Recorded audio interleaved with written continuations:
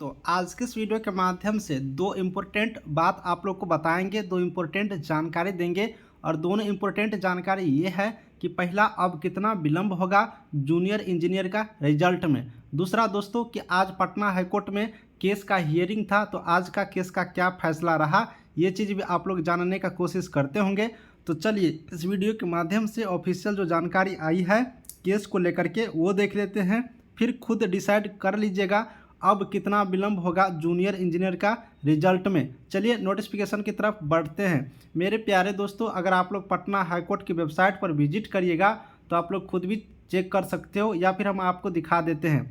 ये मैटर आपको देख लीजिए, CWJC 34/11/2022, एक्शन डेट 29 नवंबर 2022। आज के डेट में एक्शन लिया गया, इस केस को सुना गया। 16 नंबर पर लिस्टेड था आप लोग को, जैसे कि पहले भी बताए थे। और जब इस केस को सुना गया तो वही चीज़ हुआ जो पहले की तरह होते आ रहा है, तो आप लोग समझ गए होंगे। लेकिन फिर भी बता देता हूँ, आज फिर से इस केस को एक बार वाइड ऑर्डर के लिए फॉरवर्ड कर दिया गया। यानी आज के डेट में जो केस सुना गया तो इसे 13 दिसंबर के लिए केस को वाइड ऑर्डर के लिए यहाँ पर फॉरवर्ड कर दिया गया, बढ़ाया गया। तो अब जो नेक्स्ट हियरिंग होगा वो 13 दिसंबर 2022 को होने वाला है, और इस दिन वाइड ऑर्डर आएगा। दोस्तों ये चीज़ आज का केस का डिसीजन है, जो कि यूजीसी वाला केस का मैटर है। अब यहाँ पर इतना ही नहीं, एक चीज़ और आप समझ लीजिए इसी वीडियो में, कि आपको बता दूं कि 12 दिसंबर भी एक केस है। ठीक है, इस 12 दिसंबर का जो केस आप लोग देखेंगे, ये केस आपको 18 और 19 बैच के मैटर का है। 18-19 जो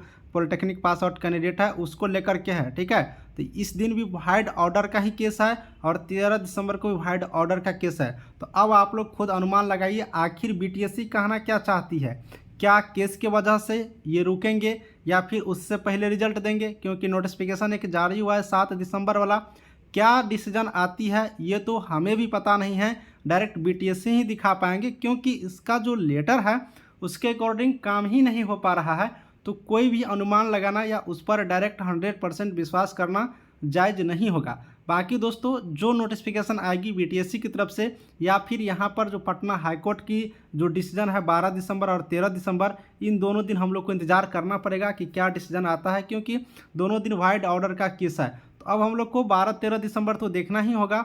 लेकिन बीटीएससी से एक और रिक्वेस्ट कर देते हैं कि रिजल्ट आप दे दीजिए, क्योंकि आप 2 बार नोटिस निकाल चुके हैं, अक्टूबर के लास्ट में और नवंबर के लास्ट में। और नवंबर के लास्ट कल अंतिम दिन है। गुजारिश करते हैं कि कल के डेट में भी अगर आप रिजल्ट दे देते हैं तो आप अपने नोटिफिकेशन पर ठहरेंगे, और आपको सब लोग यहाँ पर थैंक यू बोलेंगे। चलिए क्या खास जानकारी आती है हम आपको दिखाएंगे नेक्स्ट वीडियो में, जैसी जानकारी आती है। दोस्तों वीडियो अच्छा लगे तो लाइक करिएगा, और चैनल नया है थोड़ा सब्सक्राइब कर दीजिएगा, सपोर्ट कर दीजिएगा।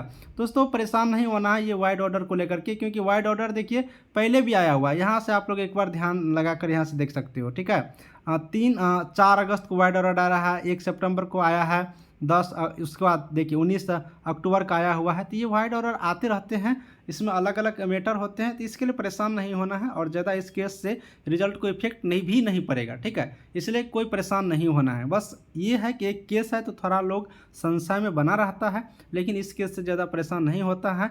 जिन कैंडिडेट ने जेन्यून है, सही है, उनका तो रिजल्ट होगा ही होगा, चाहे जैसे हो। ठीक है, अगर आपके मार्क्स अच्छे हैं, सारा चीज़ अच्छे हैं, तो आपको होंगे ही होंगे। चलिए वीडियो को समाप्त करते हैं। Thank you.